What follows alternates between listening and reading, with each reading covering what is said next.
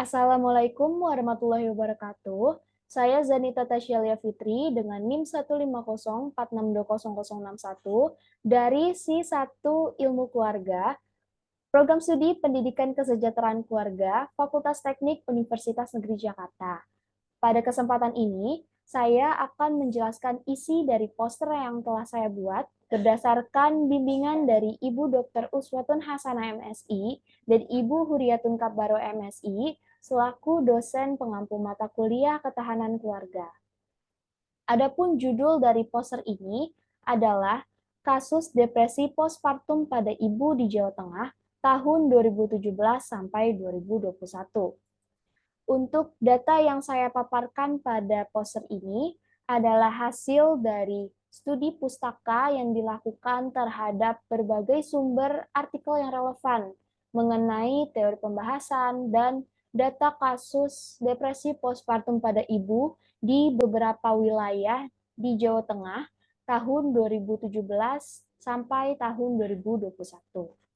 Sebelum membahas lebih lanjut, perlu diketahui bahwa istilah depresi postpartum pertama kali dicetuskan oleh Pitt pada tahun 1988 dan diartikan sebagai suatu keadaan emosional yang ditunjukkan oleh ibu pasca melahirkan, yaitu dengan mengekspresikan rasa lelah, mudah marah, gangguan nafsu makan, dan adanya kecemasan berlebihan.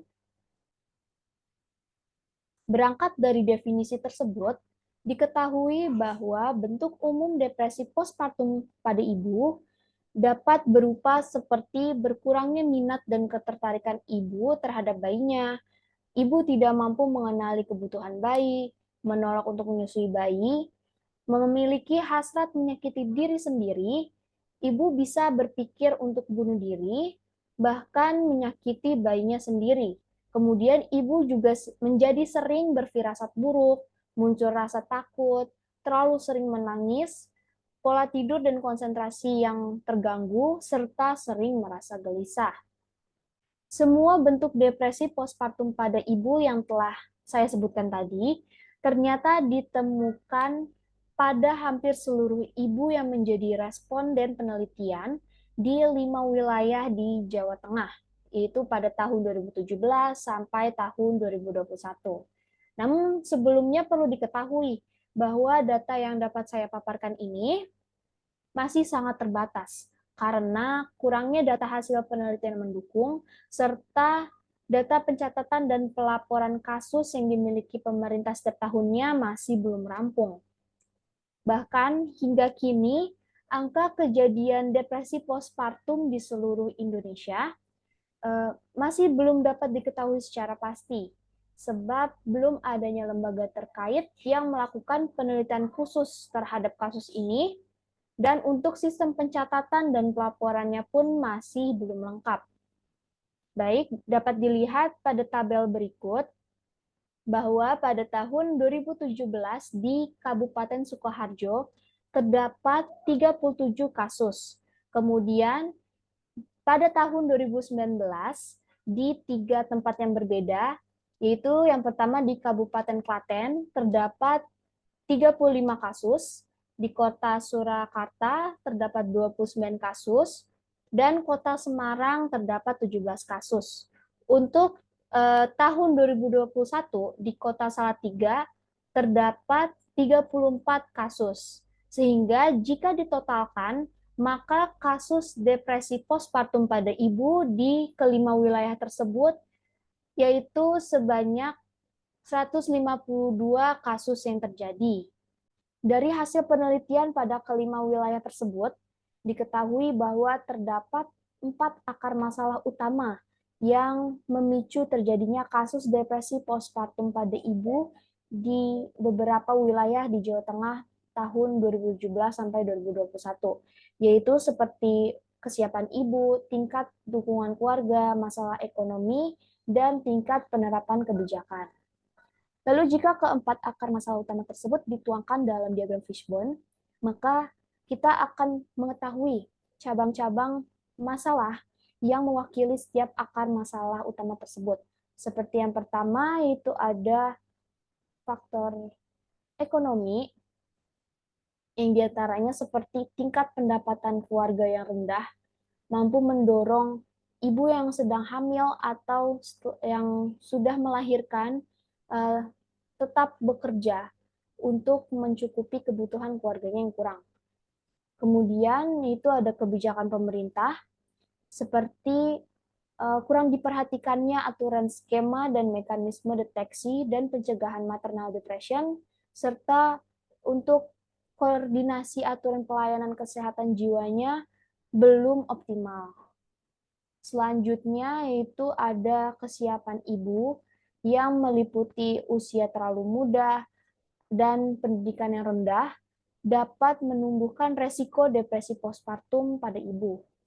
Yang terakhir yaitu adalah aspek keluarga, yang mana aspek ini sebenarnya memiliki pengaruh yang tidak kalah besar dibandingkan dari aspek atau akar masalah utama yang lainnya, yaitu seperti tingkat dukungan suami atau kehamilan tidak diinginkan. Nah, dari keempat akar masalah utama beserta cabang-cabang masalah yang mewakilinya, dapat diketahui bahwa masih terjadi depresi postpartum pada ibu di Jawa Tengah pada tahun 2017 sampai 2021. Sebagai salah satu isu yang mampu mengganggu ketahanan keluarga, depresi postpartum yang terjadi pada ibu perlu diberikan perhatian khusus dalam penanganannya. Sebab kasus ini dapat memberikan dampak langsung dan beresiko jangka panjang terhadap kesehatan mental ibu, serta berdampak negatif terhadap perkembangan fisik, sosial, dan kognitif anak, serta mengganggu proses bonding and attachment antara ibu dengan anak. Maka dari itu, diperlukan upaya yang mampu membantu para ibu di Indonesia untuk bisa terlepas dari depresi postpartum, yang mana upaya ini bisa dilakukan oleh keluarga, masyarakat, dan pemerintah. Berikut ini ada beberapa solusi yang mungkin bisa dilakukan. Yang pertama itu solusi yang dilakukan oleh keluarga, seperti memberikan dukungan penuh kepada ibu, baik selama masa kehamilan maupun pasca melahirkan.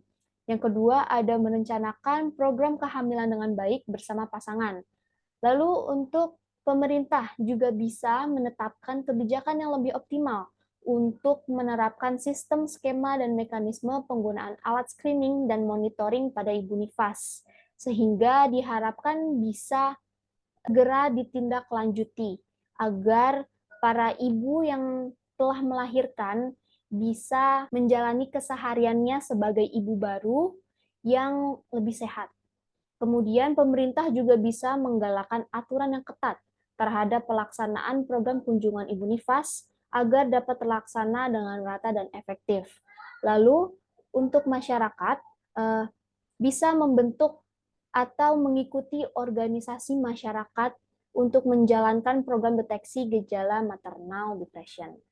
Secara keseluruhan, maka dapat ditarik kesimpulan bahwa depresi postpartum pada ibu adalah kejadian yang bersifat alamiah pasca melahirkan, yang mana dipicu oleh berbagai faktor dan ditandai dengan adanya aktivitas emosional yang berlebihan, sehingga mampu memberikan efek atau dampak langsung dan berjangka panjang terhadap kondisi mental ibu dan tumbuh kembang anak.